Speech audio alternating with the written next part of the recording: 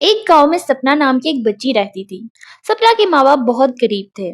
सपना का बाप खेती बाड़ी करता था, जबकि उसकी माँ लोगों के घरों में काम करती थी। सपना के बर्थडे के आने में कुछ ही दिन बाकी थे और वो अपने बर्थडे के लिए बहुत ही ज्यादा एक्साइटेड थी। वो अपनी मम्मी पापा से पूछने लगती है, माँ आप मेरे बर्थडे के लिए केक लेके आओगी ना? हाँ बेटा, क्यों नहीं, हम तुम्हारे बर्थडे पर जरूर केक लेके आएंगे। सपना ये सुनकर बहुत खुश हो जाती है, मगर सपना का बाप एक गरीब खेती बाड़ी करने वाला था। वो बहुत परेशान हो जाता है कि वो किस तरह से सपना की ख्वाहिश पूरी करेगा। सपना की माँ लक्ष्मी इससे पूछने लगती है, अरे आप इतने परेशान क्यों लग रहे हो? हमने सपना को केक देने का वादा किया है, लेकिन आप जानते हैं कि हमारे पास केक के लिए पैसे नहीं हैं। तुम फिक्र क्यों करते हो, मैं जिनके घर काम करती हूँ मैं उनसे एडवांस ले लूंगी। लक्ष्मी अपनी मालकिन से एडवांस मांग लेती है। बीपी जी, आपको तो पता है हमारी एक ही बेटी है और हम उसकी कोई भी ख्वाहिश अधूरी नहीं रहने देते। उसका बर्थडे आने वाला है और मैं चाहती हूँ कि मैं उसके लिए केक लेके आऊं। तो अगर आप मुझे एडवांस दे दे तो बहुत अच्छा हो जाता। लक्ष्मी की मालकिन बहुत ही रहमदिल थी। वो लक्ष्मी को एडवांस दे देती है। ये लो एडवांस, तुम अपनी बेटी के लिए केक और कुछ गिफ्ट्स भी ले लेना। अरे बीबी जी, बहुत बहुत शुक्रिया। अगर आप ना होती तो मैं पता नहीं सपना की ख्वाहिश कैसे पूरी कर सकती थी। घर जाकर वो ये खुशखबरी सपना को सुनाती है। बीबी जी ने मुझे एडवांस दे दिया है, अब हम कल तुम्हारा बर्थडे बहुत धूमधाम से मनाएंगे और तुम्हारे लिए मैं गिफ्ट्स भी लेके आऊंगी। माँ आपको नहीं पता मैं कितनी खुश हूँ। तभी रोहन भी काम से आ जाता है और सपना से कहने लगता है, देखो बेटा, अब तुम बड़े हो गए हो, इसलिए एक बात हमेशा याद रखना, जैसे बीबी जी ने हमारी मदद की, तुम भी सबकी मदद करो। ओके पापा, मैं हमेशा दूसरों की मदद किया करूंगी।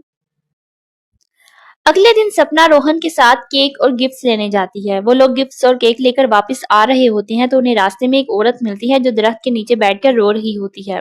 सपना उससे पूछने लगती है, आंटी आप क्यों रो रही हैं? ऐसा क्या हुआ है? बेटा, मैंने अपने बेटे से वादा किया था कि मैं उसके लिए केक और गिफ्ट्स लेके आऊंगी, लेकिन मेरे पास तो इतने पैसे ही नहीं हैं। आज उसका बर्थडे है और वो बहुत खुश है, लेकिन अगर मैं उसके लिए केक और गिफ्ट्स ना लेके गई तो वो बहुत परेशान हो जाएगा और रोने लगेगा। अरे आंटी, आप फिक्र क्यों करती हैं? आप ये केक और गिफ्ट्स ले ले और उसको दे दीजिएगा। मगर बेटा ये तो तुम्हारे हैं, मैं ये कैसे ले सकती हूँ? सपना किसी ना किसी तरह से वो केक और गिफ्ट्स उस औरत को दे देती है और वो औरत उसका शुक्रिया अदा करके वहां से चली जाती है। रोहन बहुत हैरान हो जाता है क्योंकि उनके पास तो और केक लेने के पैसे ही नहीं होते। वो सपना से पूछने लगता है, बेटा, तुमने अपना केक इस महिला को क्यों दिया?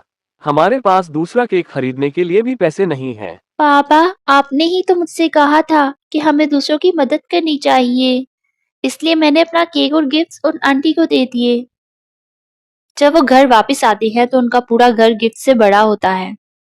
सपना अपनी माँ से पूछने लगती है, माँ ये गिफ्ट्स कहाँ से आए हैं?